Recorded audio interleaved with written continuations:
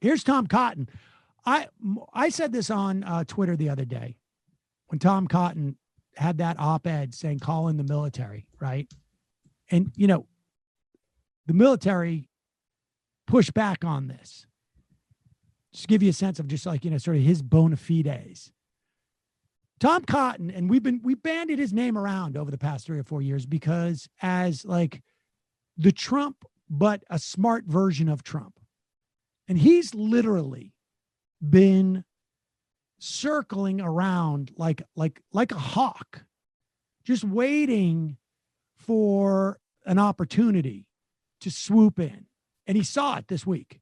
There's been one other time, I can't remember what it was, like 6 months ago, he tried to do something. But this was the opportunity. And he is going all in because he is saying, this is him. The subtext of everything he's saying, everything he's doing now is 2024 is my time. That I'm going to inherit the Trump legacy. And now's the time where I do it. And when I come out there later and I'm not as severe, my peeps will know that what's in my heart because they had heard me before. Here he is talking about the slippery slope of changing the names of bases that are named after A, sworn enemies of the United States, B, people who were fighting for the purpose of maintaining an economic system that, and I'm being generous, maintaining an economic system that was completely dependent upon the free labor from their slaves that they owned. So where does this cancel culture take us? What is the logical conclusion? What is the end of the cancel culture? I will tell you what it is.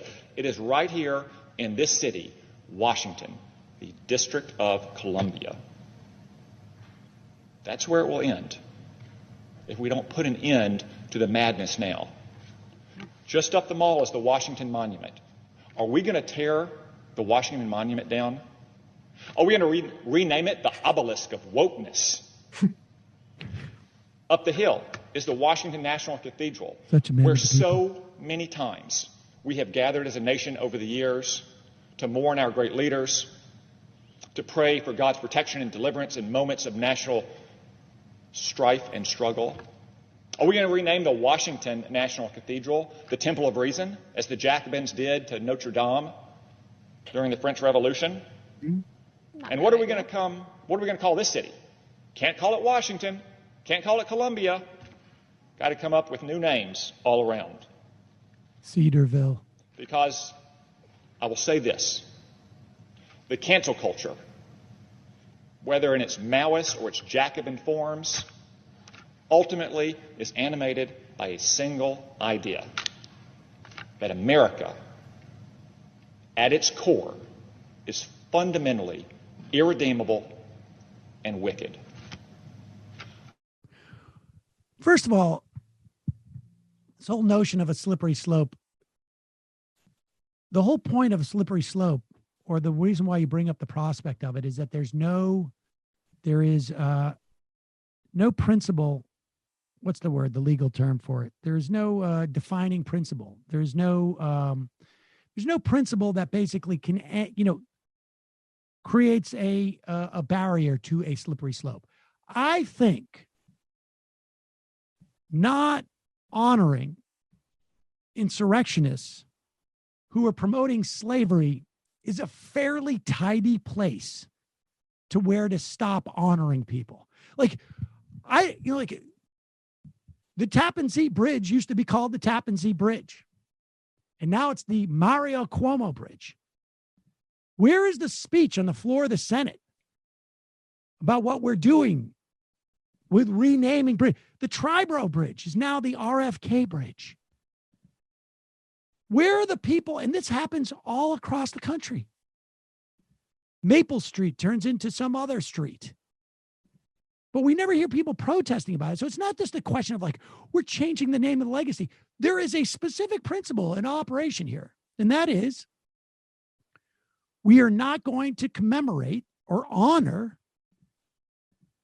people who attacked the United States and did so because they wanted to own other people. That's the only reason why they're named, not for any other actions that they took. Right. Like, I think he knows that.